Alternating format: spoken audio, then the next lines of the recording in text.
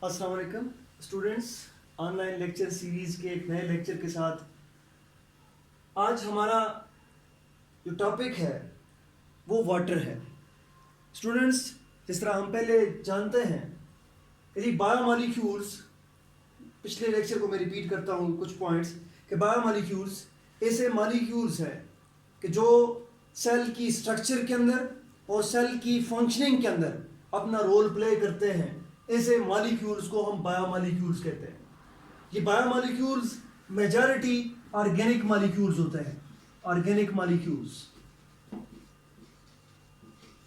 Organic molecules जैसा कि आप सब जानते हैं, ये ऐसे मॉलिक्यूल्स को कहा जाता है कि जिनके अंदर इनका नेसेसरी एक कंपोनेंट दैट इज कार्बन, और साथ साथ कार्बन के साथ हाइड्रोजन, और हाइड्रोजन के साथ कोई और एलिमेंट भी इनके अंदर प्रेजेंट हो सकता है। कार्बन और हाइड्रोजन ये एसेंशियल कंपोनेंट है ऑर्गेनिक मॉलिक्यूल्स के। तो ज़्यादातर हमारे पास जो बायोमॉलिक्यूल्स है they are organic molecules. Examples में हम बात करेंगे जैसे कार्बोहाइड्रेट्स,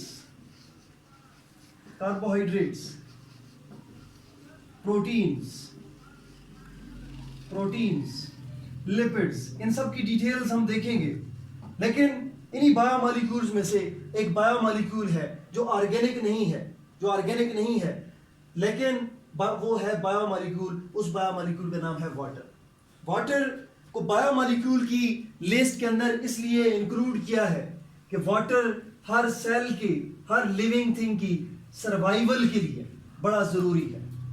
अगर मैं रफली बात करूं तो तकरीबन हर सेल जो है, हर लिविंग सेल, भले वो कोई प्लांट सेल है, कोई एनिमल सेल है, कोई प्रोकैरियोटिक सेल है, तो हर सेल की नेसेसरी जो कंपोनेंट है राउंड अबाउट 70% उसके अंदर वाटर है। 70% उसके अंदर वाटर मौजूद है। और यही वाटर की कंपोजिशन या वाटर की यही प्रॉपर्टी लाइफ के लिए बड़ी ज़रूरी है, लाइफ को यकीनी बनाती है। ऐसे प्लैनेट्स अर्थ के ऊपर लाइफ सिर्फ इसी वजह से एग्जिस्ट कर रही है कि वहां पे वाटर है। बाकी जितने भी प्लैनेट्स हैं उनके ऊपर वाटर की एब्सेंस लाइफ की एब्सेंस का बाइस बन रही है।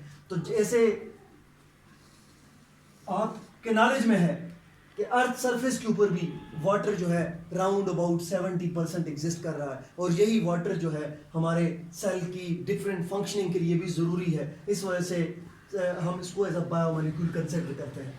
अब स्टूडेंट्स, प्रीवियस क्लासेस की बेसिस पे हम कुछ चीज़ें जो हैं वो रिवाइज करेंगे। आपको पता है, आपने मैट्रिक के अंदर पढ़ा और एफएससी के अंदर पढ़ा कि वाटर एक यूनिवर्सल सॉल्वेंट है। अब पहले हम आते हैं सॉल्वेंट क्या होता है।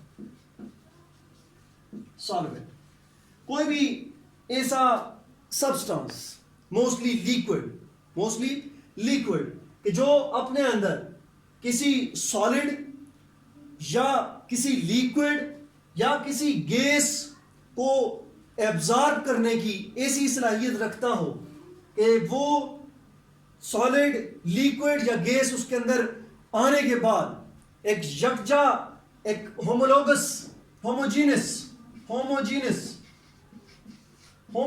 कंपोजिशन दे, तो ऐसे सब्सटेंस को हम क्या कहते हैं? सॉल्वेंट कहते हैं। नॉर्मली सॉल्यूशंस जब आपने पढ़े थे तो आपने कहा था कि सॉल्यूशन के अंदर दो कंपोनेंट्स होते हैं, एक होता है सॉल्वेंट और दूसरा होता है सॉल्यूट। और उसमें आपने यूं डिफिनीशन पढ़ी थी कि सॉल्यूशन के अंदर वो कंपोनेंट जो ज्यादा मिकदार के अंदर प्रेजेंट होता है उसको हम सॉल्वेंट कहते हैं, और जो कम मिकदार के अंदर प्रेजेंट होता है उसको हम सॉल्यूट कहते हैं। एग्जांपल जी, आपने एक गिलास वाटर के अंदर एक चम्मच चीनी जो है, 1 चम्मच चीनी या 2 चम्मच चीनी उसके अंदर डिजॉल्व करनी है। ये एक सॉल्यूशन बन गया है, इसमें वाटर सॉल्वेंट है, और वो चीनी या वो नमक जो आपने उसके अंदर डिजॉल्व किया है वो सॉल्यूट है। अब स्टूडेंट, वाटर वैसे सॉल्वेंट्स जो होते हैं, आपको पता है कि जी सॉल्वेंट्स दो कैटेगरीज के होते हैं। एक होते हैं पोलर सॉल्वेंट्स और एक होते हैं नॉन पोलर सॉल्वेंट्स।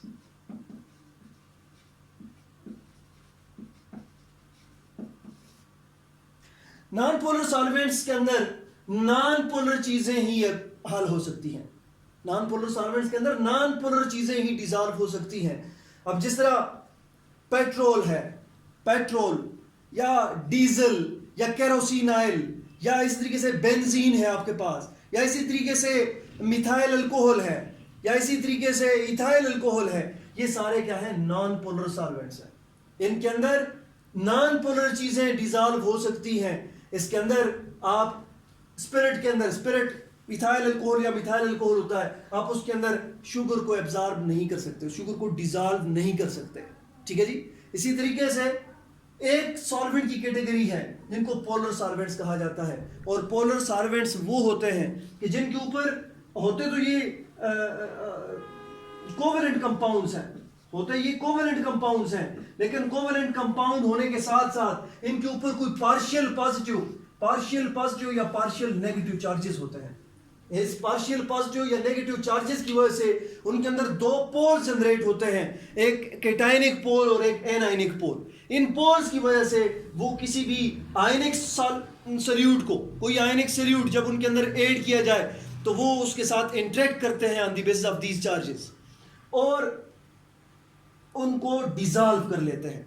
अब स्टूडेंट्स, वाटर जो है it is a polar solvent, ये प्रीवियस बातें हैं, सिर्फ आपकी याद दहानी के लिए। ये एक पोलर सॉल्वेंट है और ये एक ऐसा पोलर सॉल्वेंट है कि जिसके अंदर ऑलमोस्ट सारी पोलर और नॉन पोलर चीजें, आयनिक और कोवेलेंट चीजें, आयनिक फुली डिसॉल्व हो जाती हैं इसके अंदर, और जो कोवेलेंट चीजें हैं कुछ तो डिसॉल्व होती हैं और कुछ जो है वो उसके अंदर स्पेरिंगली डिसॉल्वेबल है, स्पेरिंगली डिसॉल्व होती हैं। स्पेरिंगली डिसॉल्व होने का मतलब ये है कि जी उनका कुछ हिस्सा जो है वो इनके अंदर डिसॉल्व हो जाता है और कुछ इसके साथ होमोजीनियस मिक्सचर ये बना देते हैं। तो स्पेरिंगली डिसॉल्व करता है तकरीबन हर एक चीज को ये अपने अंदर। तो स्टूडेंट, ये यूनिवर्सल प्रॉपर्टी जो है, ये यूनिवर्सल सॉल्वेंट होने की प्रॉपर्टी वाटर की इसे इस काबिल बनाती है कि जी ये सेल के अंदर अपना रोल प्ले करता है ट्रांसपोर्ट के अंदर cellular transport to the cell and from the cell. कोई चीज सेल के अंदर आनी है तो वो मोस्टली वाटर के अंदर डिसॉल्व होके सेल तक पहुंचती है, और कोई चीज सेल से बाहर जानी है तो मोस्ट ऑफ द केसेस में वो वाटर के अंदर डिसॉल्व होके सेल से बाहर जाती है। तो ये यूनिवर्सल सॉल्वेंट वाला फीचर लाइफ के लिए बड़ा इंपॉर्टेंट है, because it helps in transport of nutrients और different substances to the cell and from the cell. Cell के अंदर और सेल से बाहर इन न्यूट्रिएंट्स की जो ट्रांसपोर्ट है उसका फंक्शन ये यूनिवर्सल सॉल्वेंट वाला फीचर वाटर का वो इसको मुमकिन बनाता है। दूसरी जो इंपॉर्टेंट बात है कि वाटर एक कूलेंट है।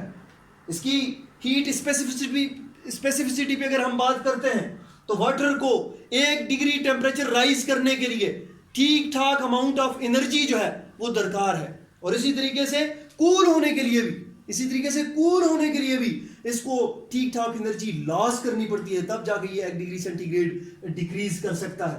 1 डिग्री सेंटीग्रेड में जस्ट एज एन एग्जांपल ले रहा हूं, तो हम कहते हैं जी कि वाटर के अंदर कूलेंट की प्रॉपर्टी है, क्योंकि ये जिस सरफेस के ऊपर ये जाता है तो अपना टेम्परेचर राइज करने के लिए वहां से काइनेटिक एनर्जी को एब्जॉर्ब करता है, टेम्परेचर या हीट को एब्जॉर्ब करता है, और ये प्रॉपर्टी खुद थोड़ा सा इसका टेम्परेचर राइज करता है, जो बड़ी मुश्किल से राइज करता है, और एज अ रिजल्ट जो चीज़ है, जो सब्सटेंस है वो कूल होना शुरू होता है। और इसी फीचर को हम गर्मियों में अक्सर इसीलिए नहाते हैं कि जी वाटर का ये कूलेंट वाला फीचर हमें गर्मी से छुटकारे का एहसास दिलाता है।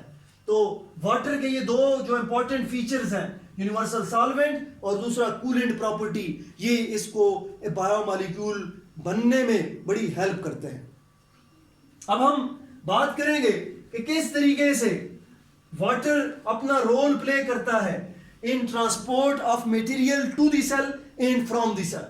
स्टूडेंट्स, जो सबसे इंपॉर्टेंट बात है, हमारे पास जो ट्रांसपोर्ट होती है, ट्रांसपोर्ट ऑफ मटेरियल की मैं बात कर रहा हूं to the cell and from the cell, वो उसकी दो कैटेगरीज होती हैं। एक होती है एक्टिव ट्रांसपोर्ट, और दूसरी जो कैटेगरी है वो है passive transport. Active transport and passive transport. Active transport वो ट्रांसपोर्ट है कि जिसके अंदर आपके सेल्स के अंदर या कहीं पे भी एनर्जी यूटिलाइज हो और चीज कोई भी मटेरियल है उसका flow against the concentration gradient हो, एसी ट्रांसपोर्ट को हम एक्टिव ट्रांसपोर्ट कहते हैं। सेलुलर लेवल पे इसको समझने से पहले मैं बिल्कुल लोकल एक एग्जांपल से आपको समझाऊंगा कि जी आपके घर में पहले छत पे या दूसरे छत पे पानी की टैंकी मौजूद है जिसके अंदर पानी आपके कुएं से जाना है। तो कुएं की मोटर जो है जब आप चलाते हैं वो एक फोर्स जनरेट करती है और पानी को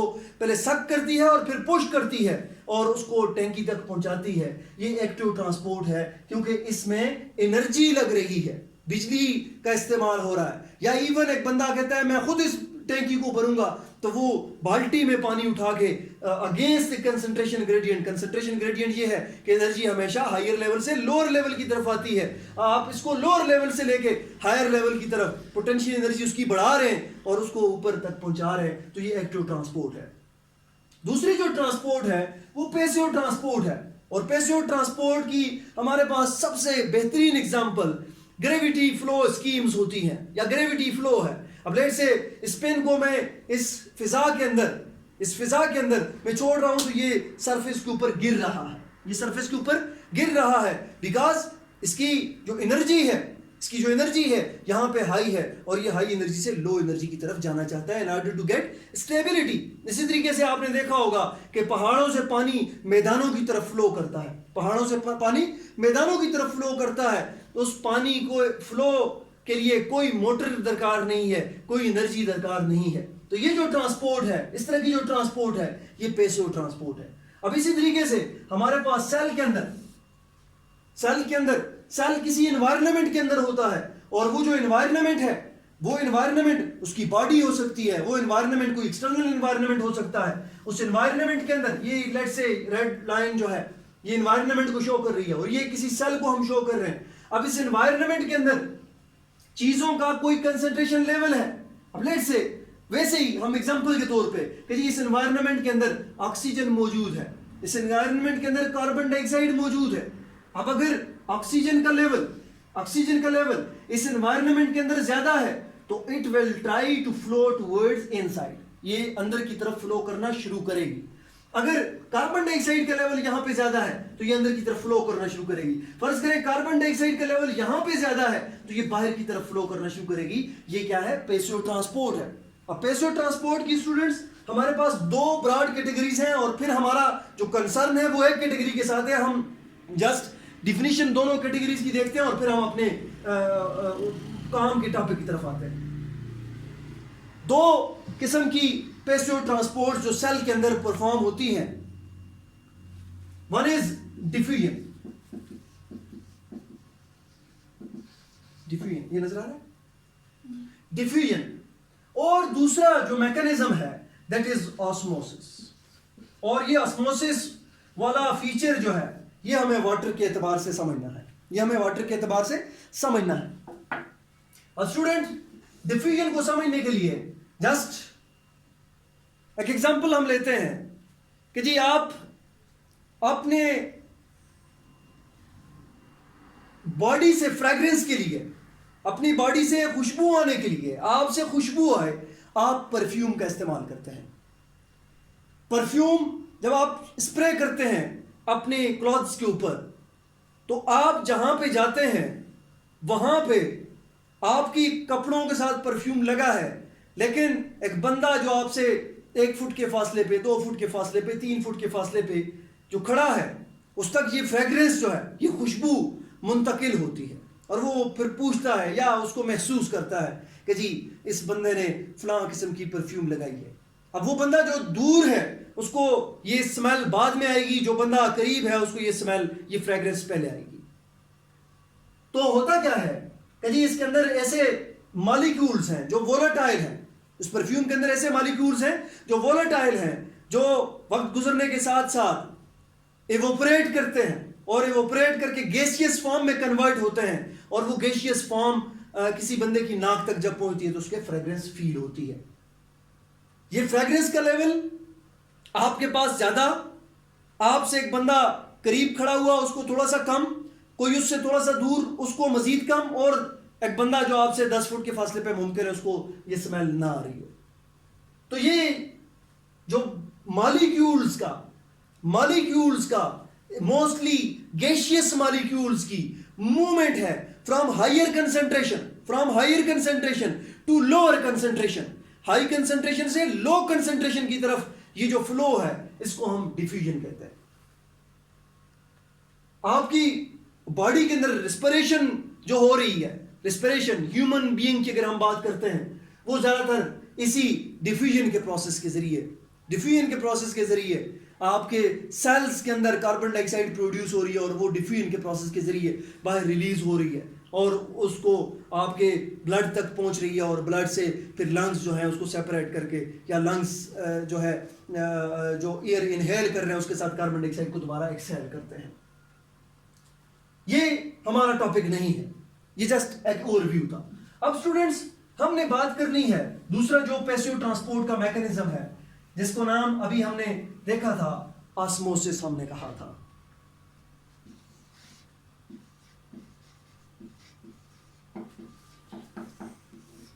ऑस्मोसिस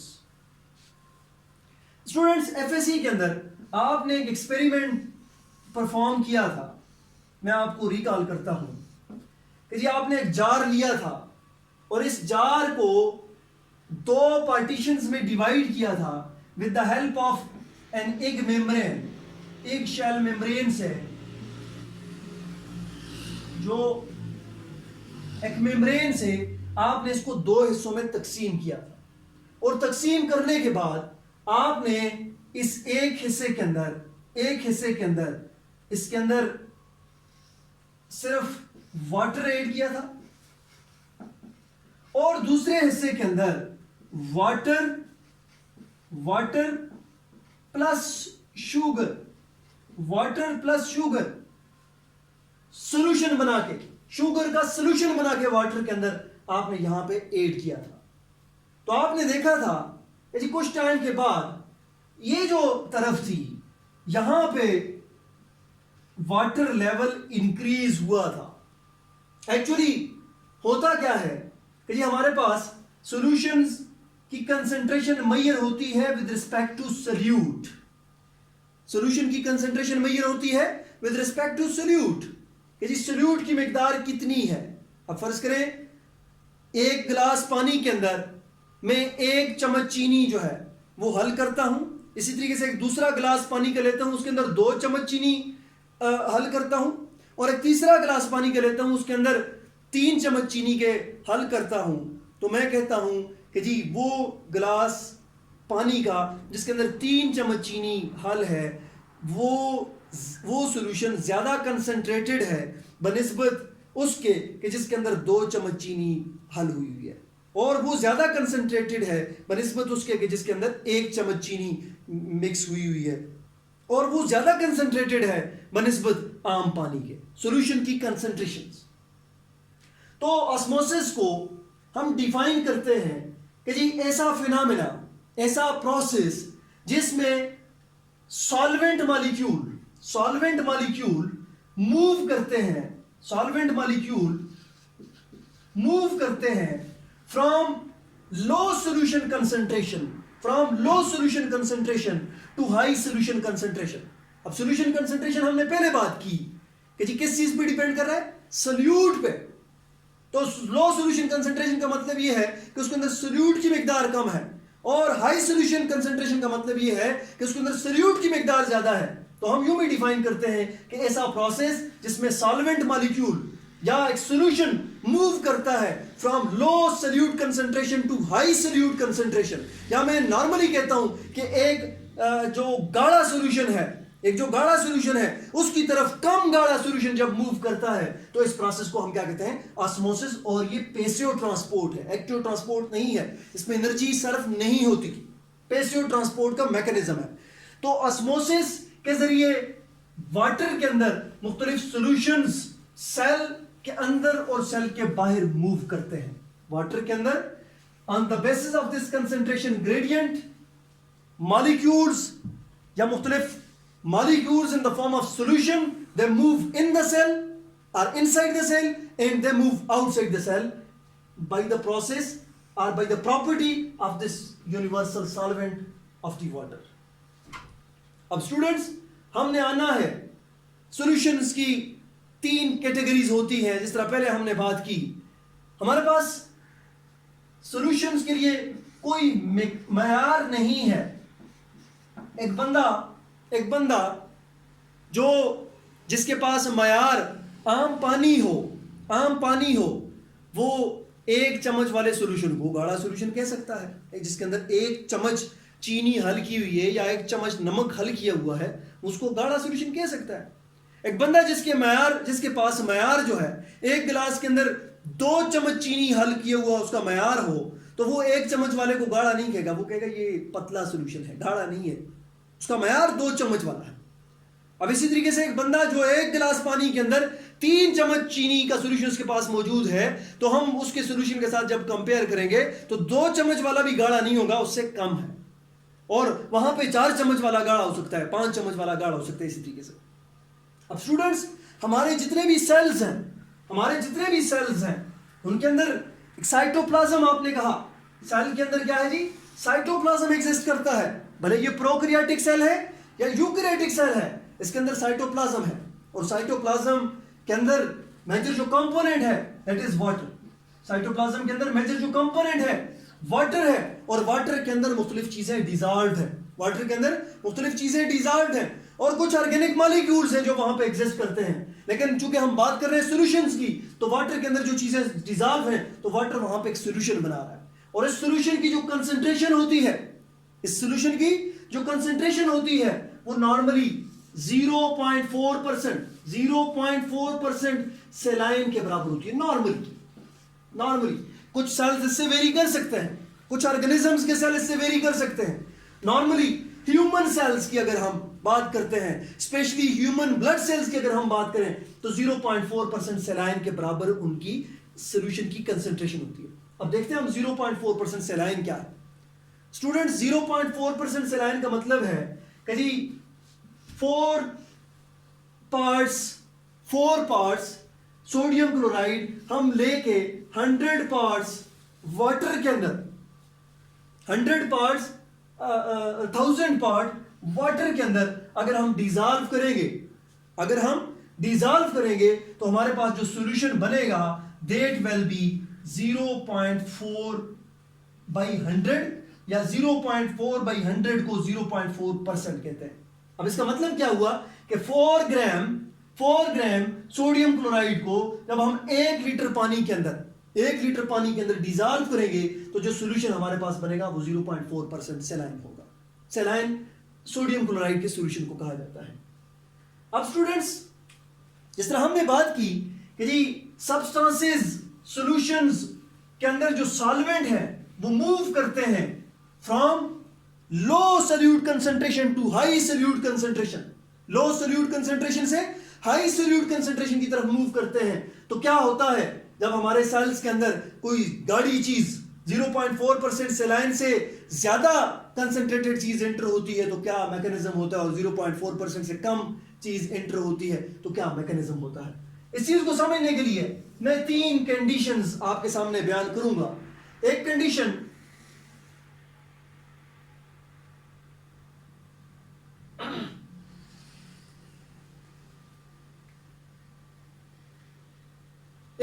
वो है कि जब जी मेरे पास एक सॉल्यूशन है, उसकी सॉल्यूशन की कंसंट्रेशन है, उस सॉल्यूशन की एक कंसंट्रेशन है, और मेरे पास एक दूसरा सॉल्यूशन है, लेट्स से मेरे पास एक सॉल्यूशन है A और मेरे पास एक सॉल्यूशन है B, और इसकी भी सॉल्यूशन कंसंट्रेशन है।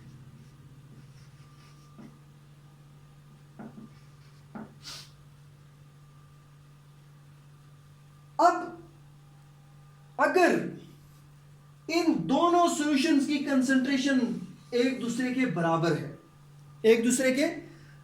है, तो हम कहते हैं कि जी ये दोनों सॉल्यूशंस एक लेवल के हैं। इन सॉल्यूशंस को जब हम एक दूसरे के करीब लाएंगे, कोई ऐसा चैनल हम प्रोवाइड करेंगे जहां से ये एक दूसरे के साथ जो है वो मिक्स अप हो सकते हैं, तो कोई भी सॉल्वेंट मॉलिक्यूल एक से दूसरे तक मूव नहीं करेगा in the presence of a membrane. Membrane की प्रेजेंस में ये मूव नहीं करेगा। उसकी रीजन ये है कि हमारे पास दोनों सॉल्यूशन के अंदर सॉल्यूट की मिकदार सेम है, सॉल्यूट की मिकदार सेम है। जबकि एक दूसरी कंडीशन की तरफ मैं आता हूं कि फर्ज करें हमारे पास इसी तरीके से एक सॉल्यूशन है ए एक सॉल्यूशन है और उसकी एक कंसंट्रेशन है।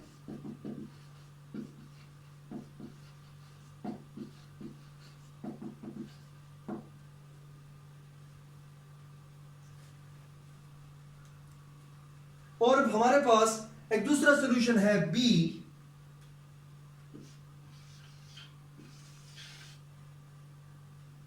इसकी भी एक सॉल्यूशन कंसंट्रेशन है।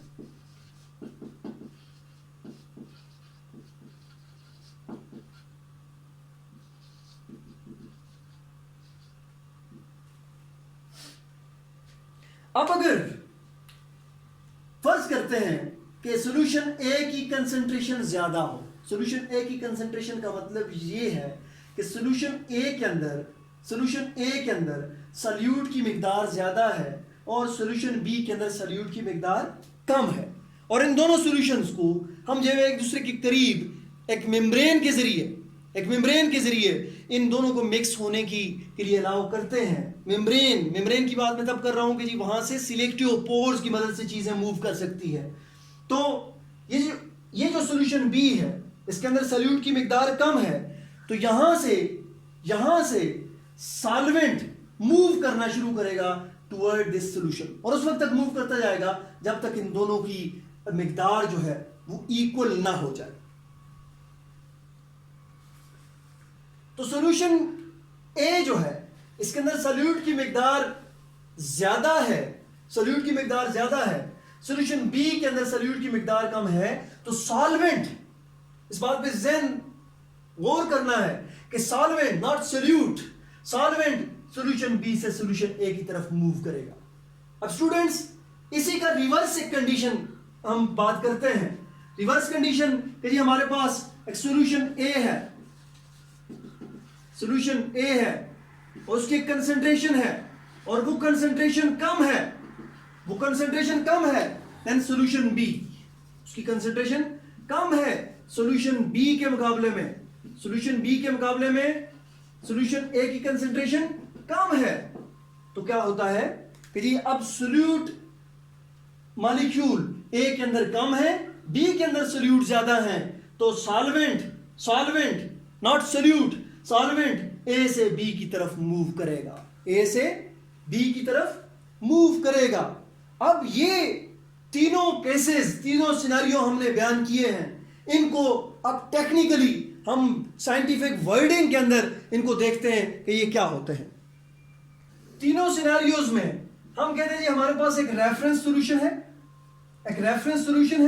जिस तरह मैंने पहले बात की कि जी रेफरेंस की बेस पे हम बात करेंगे कि जी फलां सॉल्यूशन फलां से गाढ़ा है, फलां से पतला है, तो एक रेफरेंस सॉल्यूशन है। और एक सॉल्यूशन है जिसके अंदर सॉल्यूट की कंसंट्रेशन ज्यादा है,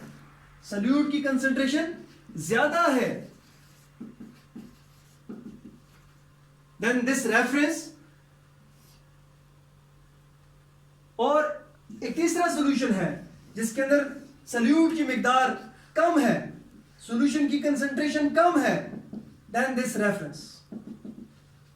इस रेफरेंस को अगर हम किसी के साथ कंपैरिजन करते हैं, मैं कहता हूं जी कि ये वाटर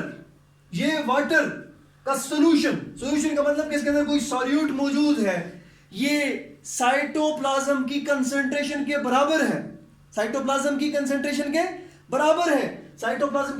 हमने अभी बात की थी कि 0.4% सेलाइन है। अब इसके अंदर कोई भी कंपोनेंट हो, अगर ये 0.4% सेलाइन के बराबर है, तो हम कहते हैं ये आइसोटोनिक सॉल्यूशन है। ये क्या है? ये दोनों सॉल्यूशन, इनकी टोन जो है, इनकी जो टोन है, दैट इज सेम, आइसोटोनिक। अगर इसके अंदर सॉल्यूट की मिकदार इस रेफरेंस से ज्यादा है, तो ये उसके मुकाबले में क्या है, हाइपरटोनिक है। क्या है जी, हाइपरटोनिक है। और अगर उस रेफरेंस से कम है, उस रेफरेंस से कम है, तो हम कहते हैं कि जी ये हाइपोटोनिक है, हाइपोटोनिक।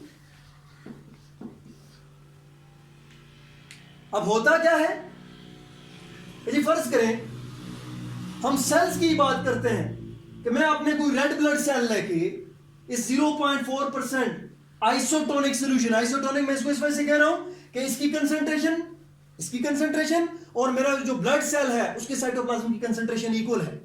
अगर मैं उस सेल को यहां पे रख रहा हूं, उस सेल को मैं यहां पे रख रहा हूं, तो ना ही चीजें उसके अंदर फ्लो कर सकती हैं और ना ही उससे चीजें बाहर फ्लो करेंगी, बिकॉज कंसंट्रेशन लेवल दोनों का बराबर है। लेकिन अगर उसी सेल को मैं इस हाइपरटोनिक सॉल्यूशन के अंदर रखता हूं, तो होता क्या है कि हाइपरटोनिक ये कंसंट्रेटेड है। अब मेरे सेल से, हमारे सेल्स में से जो वाटर है, वाटर चूंकि सॉल्वेंट है, वो बाहर फ्लो करना शुरू करता है और सेल श्रिंक होता है। सेल क्या होता है, श्रिंक होता है। और यही मैकेनिज्म है जिसको माइक्रोबायोलॉजी में यूज किया जाता है for food preservation. Food preservation के लिए आपने देखा होगा कि जब हम अचारें बनाते हैं, जब हम जेम्स जेलीज बनाते हैं, तो क्या होता है, हाई साल्ट कंसंट्रेशन या हाई शुगर कंसंट्रेशन उनमें रखी जाती है। तो हाई साल्ट या हाई शुगर कंसंट्रेशन की वजह से कोई बैक्टीरिया अगर वहां पे पहुंचता है तो फौरन उसके साइटोप्लाज्म में से वाटर बाहर आ जाता है। जब साइटोप्लाज्म में से बाहर आ जाता है वाटर, तो सेल की डेथ नहीं हुई, लेकिन सेल अब एक्टिव नहीं रहा, वो अपनी एक्टिविटीज परफॉर्म नहीं कर सकता। Hypertonic solution.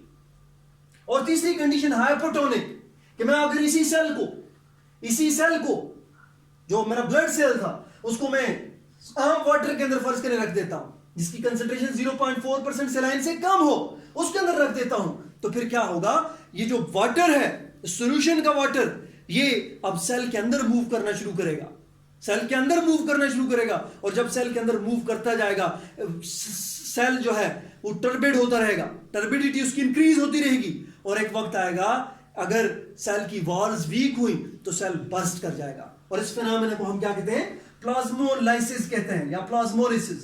प्लाज्मो सेल को कहा जाता है प्लाज्मा, और प्लाज्मोलाइसिस कि जी बर्स्ट ऑफ द सेल, इसके अंदर सेल बर्स्ट कर रहा है। हाइपरटोनिक कंडीशन के अंदर सेल श्रिंक कर रहा है, आइसोटोनिक के अंदर सर्वाइव कर रहा है। तो स्टूडेंट्स, इसका मतलब ये हुआ कि अगर किसी बंदे को हम लोग वैसे वाटर इंजेक्ट कर दें, अगर वो वाटर ज्यादा मिकदार के अंदर होगा तो वो उस बंदे के लिए लीथल हो सकता है।